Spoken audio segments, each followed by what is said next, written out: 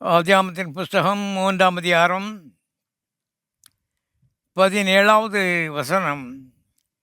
பின்பு அவர் ஆதாமை நோக்கி, நீ உன் மனைவியின் வார்த்தையை செவி கொடுத்து புசிக்க வேண்டாம் என்று நான் உனக்கு விலக்கின விருட்சத்தின் கனியை புசித்தபடியினாலே பூமி உன் நிமித்தம் சபிக்கப்பட்டிருக்கும்.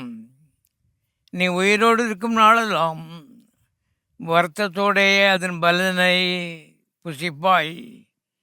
அது உனக்கு முள்ளும் குறுக்கும் முளைப்பிக்கும். வெளியின் பயிர் வகைகளை புசிப்பாய்.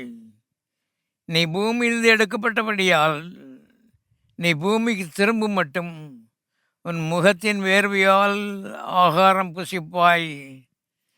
நீ மண்ணாயிருக்கிறாய், நீ மண்ணுக்கு திரும்புவாய்.